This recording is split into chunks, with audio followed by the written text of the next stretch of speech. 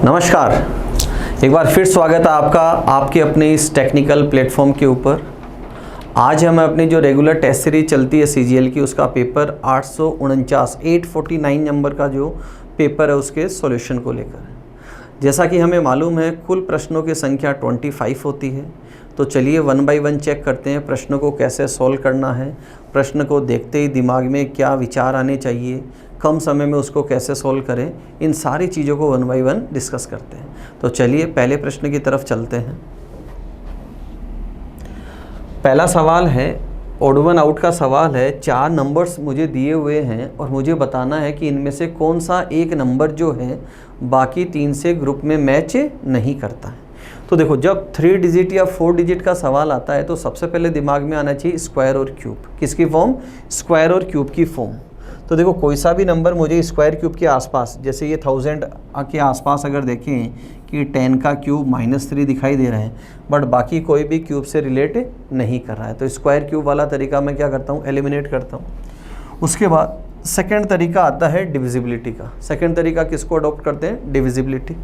अब डिविजिबिलिटी की अगर मैं बात करूँ तो देखो, इसमें 2 नंबर ओड है और 2 नंबर इवन है, तो जो 2 से डिविजिबिलिटी है वो रूल मैं क्या करता हूँ, यहाँ पर स्किप कर देता हूँ। उसके बाद विभाजकता हम यूजुअली चेक करते हैं जो प्राइम नंबर्स हैं उनकी, जिसमें क्या आता है, 3 आता है, 5 आता है, 7 आता है, आफ्टरवर्ड्स 11 और 13 एंड सो ऑन। इनकी हम क्या करते हैं, डिविजिबिलिटी चेक करते हैं। अब 3 की डिविजिबिलिटी का रूल क्या कहता है, इनका मुझे सम करना है। तो सम कितना आया, 22, यहाँ सम कितना आया, 25, यहाँ सम कितना आया, 22 और यहाँ सम कितना आया, 22। तो 3 की विभाजकता का नियम नहीं लगता है यहाँ पर। 5 से एक नंबर डिविजिबल है, 3 नहीं है। 7 की अगर आप बात करो तो यहाँ देखो, 7 1 जा 7, 1, यहाँ भी डिविजिबिलिटी नहीं लग रही। बट यहाँ कंक्लूजन क्या निकल कर आया, जब मैंने सम किया तो आपने चेक किया कि 3 जो नंबर्स है उनकी डिजिट्स का सम 22 हो रहा है और एक का कितना हो रहा है, 25। तो मैं सम ऑफ डिजिट्स के बिहाफ पर इसको क्या कर सकता हूँ, मैं एलिमिनेट करके चल सकता हूँ। तो ऑप्शन 3 मेरा यहाँ पर एलिमिनेट हो जाएगा। अगले प्रश्न को चेक करते हैं। अगला सवाल दे रखा है, अगेन ऑड वन आउट का सवाल है। डिकोडिंग वर्ड है जो हम रीजनिंग में पढ़ते हैं, एनालॉजी वर्ड भी हम पढ़ते हैं और रीजनिंग वर्ड भी हम पढ़ते हैं। तो ये तीनों जो वर्ड्स हैं, डिकोडिंग, एनालॉजी और रीजनिंग, ये जनरल इंटेलिजेंस से संबंधित सवाल है। और साइक्लिंग इसमें मैं क्या कर दूंगा, एलिमिनेट कर दूंगा। साइक्लिंग इसमें अलग हो जाएगा। बाकी तीनों जनरल इंटेलिजेंस जो रीजनिंग है उससे संबंधित टर्म्स हैं। अगला सवाल देखें। क्वेश्चन नंबर 4 है कि चेयर जो है वो फर्नीचर की कैटेगरी में आती है। वैसे ही जो फोर्क है, फोर्क क्या होता है, कांटा। फोर्क क्या होता है, कांटा। जब खाना खाते हैं तो उसमें जो ये स्ट्रक्चर आता है, मतलब अगर हमें चीर फाड़ करनी हो जो हमारा फूड है उसकी, तो उसके लिए क्या काम में लेते हैं, फोर्क। तो फोर्क जो है वो कटलरी की कैटेगरी में आता है। जो टेबल टॉप है उसके ऊपर जो हम रखते हैं, जैसे कांटा हो गया, चम्मच हो गया, चाकू हो गया, ये सारे किस में आते हैं, कटलरी की कैटेगरी में आते हैं। अगले प्रश्न की बात करते हैं। अगला सवाल है, एनालॉजी का सवाल है। 17 का 102 से रिलेशन बनाना है। तो देखो, डिफरेंस ज़्यादा है और डिफरेंस ज़्यादा किससे कवर होता है, मल्टीप्लिकेशन से। तो 17 गुणा 6 कितना हुआ, 102। तो सेम वे मैं क्या करूँगा, इसको 6 से मल्टीप्लाई करूँगा। तो इसको मल्टीप्लाई करूँ तो 120 और 18 कितना आया, 138। तो ऑप्शन फर्स्ट क्या होगा मेरा यहाँ पर, राइट आंसर होगा। अगले प्रश्न की बात करते हैं। अगला सवाल है, अगेन आप देखें, यहाँ अगर मैं रिलेशंस की बात करूँ तो 1/8 से 1/4 कैसे बना, अगर मैं इसको इंटू 2 कर दूँ, 1/4 को अगेन मैं इंटू 2 कर दूँ तो क्या बना, सीरीज है ये मेरे पास एक, ये क्या है, एक सीरीज है। अब इसको मैं क्या करूँ, इंटू 2 कर दूँ तो क्या बना, 1, और इसको भी अगर मैं इंटू 2 कर दूँ तो यहाँ क्वेश्चन मार्क की जगह क्या आ जाएगा, 2।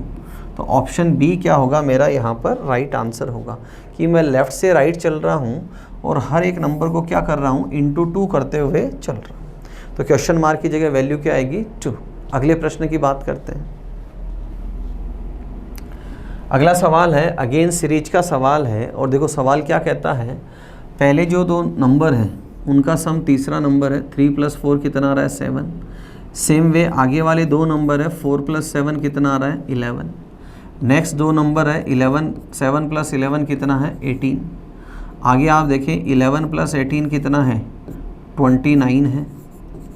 और नेक्स्ट अगर आप 18 + 29 करते हैं तो यहाँ सम कितना आ रहा है 47। कितना आ रहा है 47। तो ऑप्शन डी क्या होगा यहाँ पर मेरा राइट आंसर होगा। अगले प्रश्न को डिस्कस करते हैं। नेक्स्ट सवाल आप देखें, एक वर्ड दे रखा है रोम्बस और रोम्बस का कोड लिखा है, तो हमसे किसका कोड पूछा है, रेक्टेंगल का कोड पूछा है। तो देखो अगर मैं यहाँ रोम्बस लूँ RHOMBUS, क्या लिया रोम्बस, और रोम्बस का कोड लिखा हुआ है। तो देखो जब भी हम सवाल करें सबसे पहला तरीका हम अपनाते हैं पेयर ऑफ लेटर्स का। पहला लेटर है R और R का पेयर I, जो वहाँ पर कहीं पर भी नहीं दे रखा। उसके बाद हम बात करते हैं फिक्स कोड। फिक्स कोड का मतलब है क्या ये रेक्टेंगल वाले जो लेटर हैं ये रोम्बस के अंदर है क्या, तो जवाब मिला नहीं है। अगला तरीका हम अपनाते हैं कंपैरिजन, जिसमें एक तरीका हमारा होता है फर्स्ट टू फर्स्ट लेटर को कंपेयर करना और एक होता है फर्स्ट टू लास्ट लेटर को कंपेयर करना। तो अगर यहाँ मैं फर्स्ट टू फर्स्ट कंपेयर करूँ, मतलब R को अगर T से कंपेयर करूँ, तो यहाँ रिलेशन क्या दे रखा है +2 का। H से G अगेन +2, अगेन +2, अगेन +2। तो क्या देखा हमने रिलेशन है फर्स्ट टू फर्स्ट कंपैरिजन और सभी में +2 +2 +2 एंड +2 करते हुए हम चल रहे हैं। तो रेक्टेंगल का कोड हमसे पूछा है, तो अगर मैं यहाँ पर +2 करूँ, फर्स्ट लेटर में अगर मैं +2 करूँ तो पहला लेटर क्या बना T, जो हर जगह दे रखा है। तो मैं कोड लिखते जाता हूँ, देखो T G E V C P I N और G, ये मेरा कोड बना यहाँ पर। अब ऑप्शन चेक कर लेते हैं। TGEV यहाँ पर भी गिवन है और ये दोनों ऑप्शन क्या हो गए गलत। उसके बाद दे रखा है CPI दे रखा है बिल्कुल NG, तो ऑप्शन थर्ड क्या होगा मेरा यहाँ पर राइट आंसर होगा। अगले प्रश्न की बात करते हैं। अगला सवाल है फिलर बेस्ड सवाल है। जब भी हम सीरीज का इस पैटर्न का सवाल करते हैं तो सबसे पहले क्या करते हैं, लेटर्स की काउंटिंग करते हुए चलते हैं। तो लेटर्स की काउंटिंग देखें आप, 2 4 6 8 10 12 14 16। नंबर ऑफ लेटर्स कितने हैं 16, और 16 में पेयरिंग हम कितने 4 अक्षरों की करते हैं। तो अगर मैं सीरीज का ब्रेकडाउन करूँ 4 अगेन 4 एंड अगेन 4। अब हमें क्या करना है, कंपैरिजन करते हुए चलना है। तो फर्स्ट लेटर देखो ए, तो यहाँ भी क्या आ जाएगा ए। सेकंड लेटर देखो बी, यहाँ भी बी, तो यहाँ भी सेकंड पोजीशन पे क्या आ जाएगा बी, और यहाँ भी क्या आ जाएगा बी। थर्ड पोजीशन दोनों में बी है, यहाँ पर भी बी। मीन टू से जो चारों ग्रुप्स है वो चारों की चारों क्या हैं सेम है। तो यहाँ मैं किसको फिल कर दूँ एन और यहाँ एन कर दूँ। तो ग्रुप अपना क्या है ABBN, ABBN, ये हमारे ग्रुपिंग हुई यहाँ पर। ऑप्शंस को मैं चेक करता हूँ BNB और उसके बाद BAN, ये गलत है। यहाँ है BNB और BAN, तो ऑप्शन सेकंड क्या होगा मेरा यहाँ पर राइट आंसर होगा। अगले प्रश्न की तरफ चलते हैं। अगला सवाल है अल्फ़ाबेटिकल ऑर्डर के अंदर मुझे जो गिवन वर्ड्स हैं इनको अरेंज करना है। सबसे पहले 3 अक्षरों की मैं बात करूं तो पहले 3 अक्षर सब में क्या है सेम है। नेक्स्ट लेटर ऑनवर्ड्स अगर मैं चलूं तो देखो ई है, यहाँ पर आई है, अगेन ई है, ओ है और ए है। तो सबसे पहले क्या आएगा ए, मतलब फोर्थ, तो ये ऑप्शन गलत हो गया। और सबसे एंड में क्या आएगा ओ, मतलब सेकंड वाला, तो 4 सेकंड और फोर्थ और सेकंड। तो ऑप्शन मेरा इन दोनों में से ही जाना है। बाकी को अगर मैं कंपेयर करूं तो देखो सबसे पहले मैं किसको करूंगा ई, तो दोनों जगह ई है। एन और एस में पहले कौन आएगा एन, तो मतलब फर्स्ट के बाद क्या आएगा फिफ्थ, तो फर्स्ट के बाद फिफ्थ। तो ऑप्शन डी क्या होगा यहाँ पर मेरा राइट आंसर होगा। अगले प्रश्न को चेक करते हैं। अगला सवाल है ब्लड रिलेशन का सवाल है और दे रखा है M is the son of P, M P का पुत्र है। ये पी है और पी का बेटा कौन है एम। आगे है Q is the grand daughter of O। Q पौत्री है किसकी? O की, तो ये O है, O का बेटा, और उसकी बेटी कौन है? Q है, पौत्री है। और ग्रैंड डॉटर की अगर आप बात करें तो दोहिती को भी बोल सकते हैं, तो दोनों सिचुएशन भी आप यहाँ पर ड्रॉ कर सकते हैं। लाइक ये O है, O की बेटी, और उसकी बेटी कौन है? यहाँ पर Q है। जो किसके लिए दे रखा है? Second person. सेकंड पर्सन कौन है? O। O पति है किसका? P का। O पति है किसका? P का, तो P हो गई उसकी पत्नी। O पति है किसका? P का, तो P हो गई उसकी पत्नी। और आगे दे रखा है, और P का बेटा कौन है? M। तो यहाँ क्या बना दिया? M हमने ड्रॉ कर दिया, तो वहाँ कंप्लीट है सीरीज़।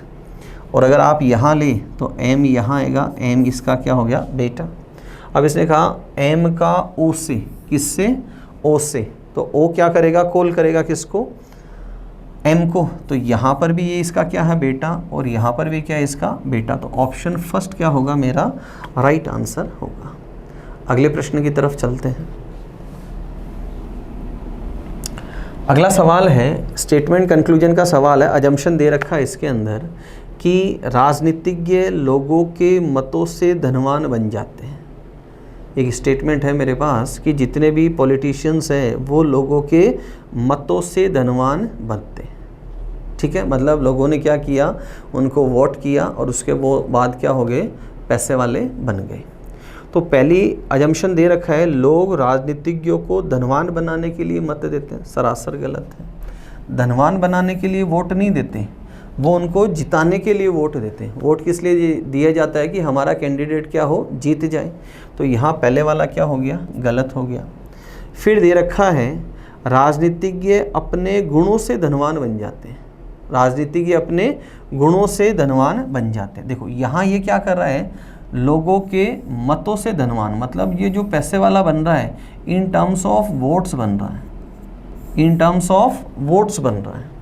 आगे दे रखा है, राजनीतिज्ञ अपने गुणों से धनवान बन जाते हैं। गुणों से धनवान नहीं बनते, नैतिक कार्यों से वो धनवान नहीं बनते, वो अनैतिक कार्यों से क्या बनते हैं? धनवान बनते हैं। वर्च्यू का मतलब होता है गुण, तो वो धनवान गुणों से नहीं बनते, वो अपने जो अनैतिक कर्तव्य है उनसे क्या बनते हैं? पैसे वाले बनते हैं। तो दोनों को ही क्या कर दूंगा मैं? यहाँ पर कैंसिल कर दूंगा, मतलब पहला भी फॉलो नहीं करता और दूसरा भी फॉलो नहीं करता है। तो ऑप्शन डी क्या होगा? मेरा यहाँ पर राइट आंसर होगा। अगले प्रश्न को डिस्कस करते हैं। नेक्स्ट अगेन कोडिंग डिकोडिंग का सवाल दे रखा है। रिलेट अगर मैं इसको करूं तो आप देखें काफ़ी आसान है। एस को अगर मैं टी से रिलेट करूं तो +1 हो रहा है।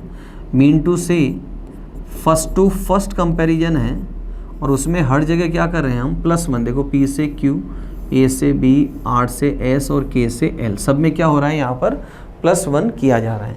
तो अगर यहाँ से मैं +1 करूँ तो F से G, L से M, A से B, N और यहाँ पर F। तो थर्ड ऑप्शन गलत है क्योंकि लास्ट में F नहीं है। G, M, B, N, F। तो फर्स्ट ऑप्शन क्या होगा? मेरा यहाँ पर राइट आंसर होगा। अगले प्रश्न की बात करते हैं। नेक्स्ट सवाल है, डायरेक्शन का सवाल है। एक बालक अपने पिता को ढूंढ रहा है। वह 90 मीटर ईस्ट यहाँ से शुरू किया और ईस्ट में गया कितना? 90 मीटर। पूर्व को जाकर राइट घूमता है। राइट का मतलब क्लॉकवाइज। राइट घूमने का मतलब क्या है? क्लॉकवाइज। और वह 20 मीटर चलकर, ये 20 मीटर चला, फिर राइट मुड़ता है, मतलब क्लॉकवाइज मुड़ता है और अपने पिता को ढूंढता हुआ अपने चाचा के घर 30 मीटर चलकर पहुंचा। अब कितना चला? 30 चला। उसके बाद वहाँ नहीं मिले, यहाँ से 100 मीटर नॉर्थ की ओर, यहाँ से नॉर्थ की ओर कितना चला? 100। तो देखो ये तो कितना है? 20। तो ऊपर वाला कितना हो गया? यहाँ पर 80। उत्तर दिशा में चलकर अपने पिता को एक गली में मिलता है। यहाँ पर, यहाँ उसके क्या मिल गए? उसको फादर मिल गए। आरंभिक स्थान से कितनी दूरी पर, मतलब ये तो उसका इनिशियल पॉइंट है और ये उसका फाइनल पॉइंट है। तो ये जो दूरी है, मुझे सीधी दूरी ये मुझे बतानी है। तो यहाँ देखो ये क्या बन रहा है? परपेंडिकुलर बन रहा है। तो परपेंडिकुलर में ये सामने वाली साइड क्या हो गई? हाइपोटेनियस कर्ण हो गई। तो ये किसके बराबर होता है? बेस का स्क्वायर। देखो ये यहाँ से यहाँ तक कितना था? 90 और ये वापस कितना आया? 30। तो ये वाली दूरी यहाँ से यहाँ तक की कितनी हुई 60, ये परपेंडिकुलर कितना दे रखा है 80, तो बेस का स्क्वायर प्लस परपेंडिकुलर का स्क्वायर और इन दोनों का क्या कर दूँ स्क्वायर रूट, तो ये कितना आया 10,000 और 10,000 का स्क्वायर रूट करूँगा तो कितना आ जाएगा 100 और यूनिट दे रखी है यहाँ पर मीटर, तो ये सीधी दूरी कितनी होगी 100 मीटर। तो ऑप्शन बी क्या होगा मेरा यहाँ पर राइट आंसर होगा। अगले प्रश्न को डिस्कस करते हैं। अगला सवाल देखिए, क्यूब का सवाल है, प्रत्येक 1 इंच किनारे वाले लकड़ी के छोटे घनों को एक ठोस 3 इंच, साइज कितनी ली इसकी 3 × 3 × 3, 3 × 3 × 3, इस बड़े घन को बाहर सब ओर से लाल रंगा गया, इस पे एक ही कलर किया गया है, कैसा लाल रंग किया है। जब बड़े घन को मूल छोटे घनों में खंडित किया गया तो कितने घनों के 2 फलक, कितने फलक 2 फलक, तो 2 फलक कहाँ होते हैं किनारे पर होते हैं, एजेज पर होते हैं, 2 फलक वाले कहाँ होते हैं किनारे पर।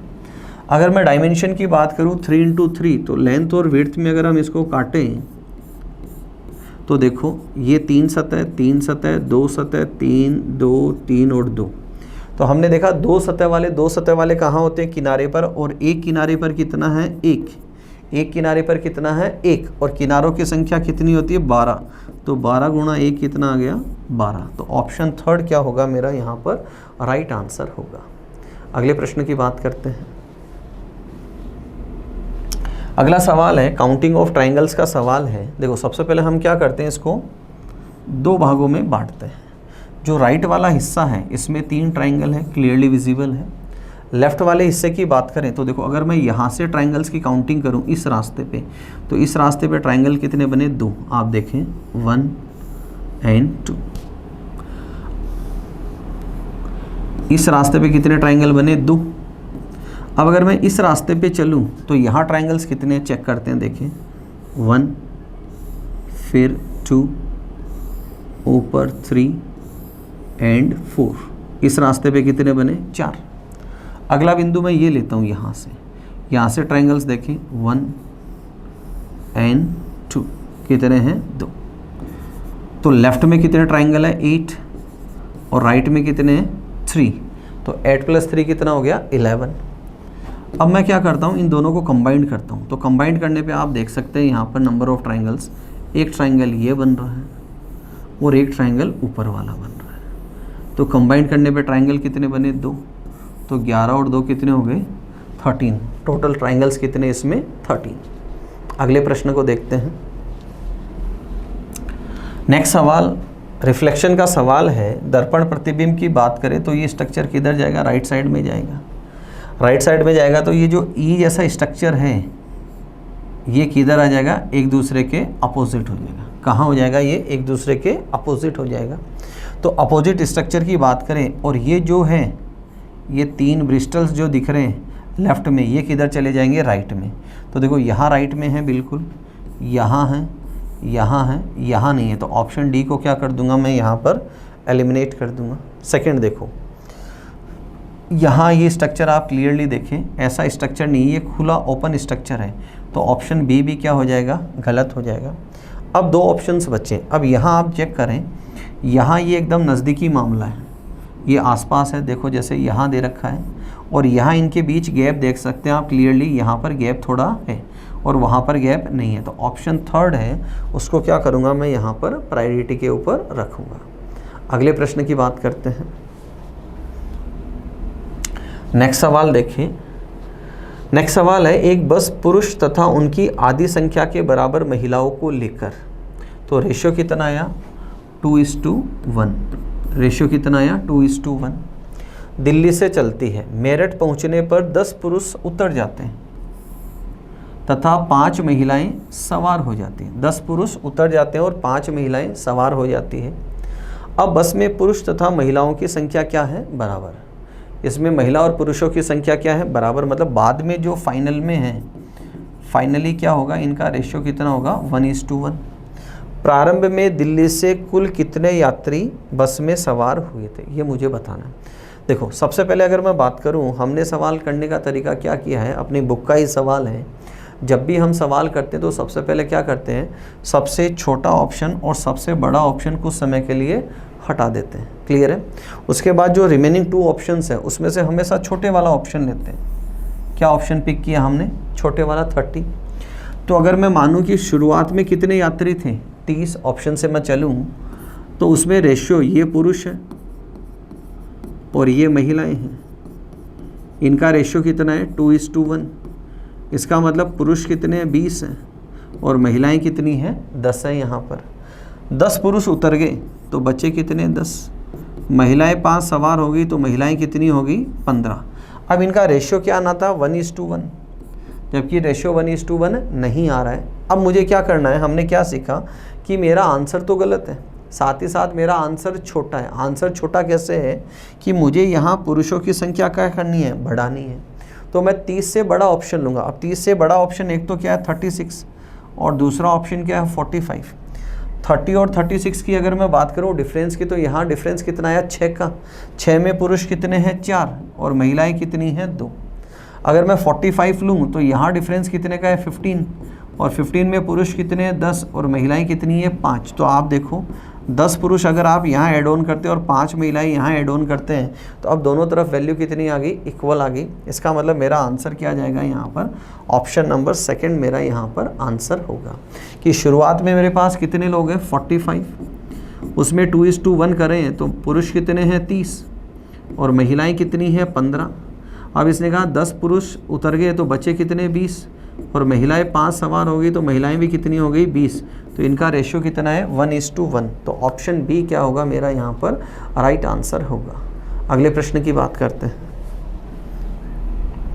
अगला सवाल है, कंपैरिजन का सवाल है, अशोक का वजन गोपाल से अधिक है।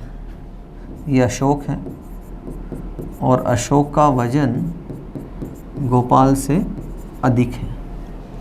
महेश का वजन जयेश से कम है। इसका मतलब जयेश का वजन ज़्यादा है। महेश का वजन जयेश से कम है।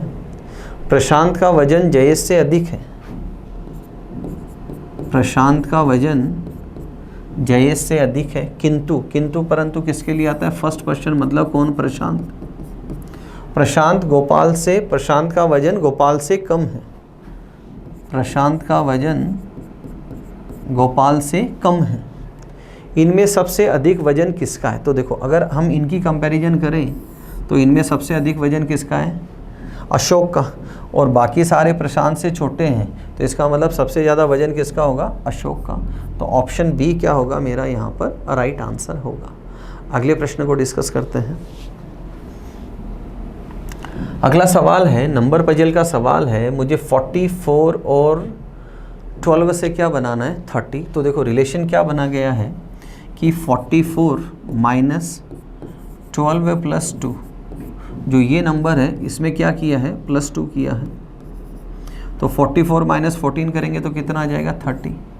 अगेन सेकंड में देखें 77 माइनस क्या करेंगे अगेन 14 प्लस 2 तो 16। तो नंबर कितना आएगा मेरा 61। ये लॉजिक है इसके अंदर।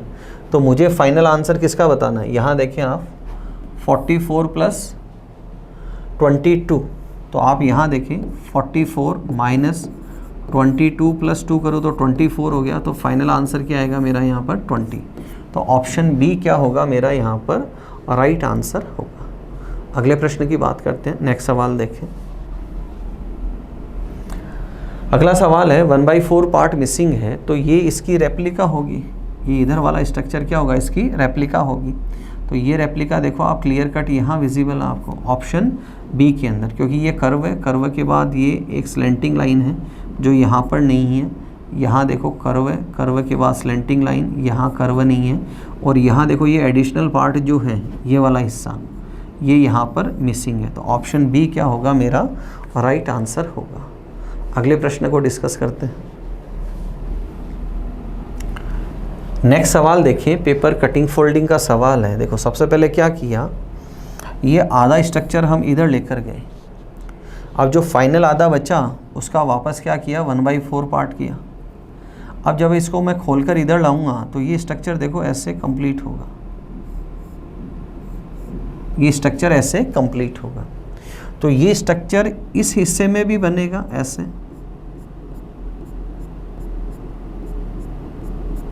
और ये इस तरफ भी बनना है, यहां पर भी। तो कितनी तरफ बनेंगे? 2 तरफ। तो 2 तरफ मुझे ऑप्शन डी के अंदर गिवन है, तो ऑप्शन डी क्या होगा मेरा यहाँ पर राइट आंसर होगा। अगले सवाल को देखते हैं। नेक्स्ट सवाल देखें। एक वर्ड दे रखा है इम्पैशनेबल, और इसके अक्षरों का प्रयोग करके कौन सा शब्द नहीं बनाया जा सकता, ये मेरे से पूछा गया है। तो फर्स्ट वर्ड की बात करूं, देखो IMPASSABLE परफेक्टली बन रहा है। नेक्स्ट देखो, सेकंड की बात करें IMPASSIV मिसिंग है ऊपर, कौन सा लेटर मिसिंग है? V। तो थर्ड ऑप्शन मेरा यहाँ पर एलिमिनेट हो जाएगा कि ये जो वर्ड है इम्पैसिव, ये गिवन वर्ड से नहीं बनेगा। अगले प्रश्न की बात करते हैं। नेक्स्ट सवाल है, मिसिंग नंबर का सवाल है, और अगर मैं इसमें कॉलम वाला रास्ता ऑप्ट करता हूँ तो यहाँ देखिए आप 13 × 2, 13 × 2 कितना होता है? 26, और 26 में मैं क्या ऐड कर दूँ? 4, तो नंबर कितना बन जाएगा? 30 यहाँ पर। यहाँ देखिए 15 4 जा 60, और +5 करूँ तो 65, बिल्कुल। यहाँ इंटू करें तो वैल्यू कितना आएगा? 60 + 8 कर दूँ तो वैल्यू कितना आ जाएगी? 68। तो ऑप्शन बी क्या होगा मेरा यहाँ पर राइट आंसर होगा। अगले प्रश्न की बात करते हैं, सेकंड लास्ट क्वेश्चन।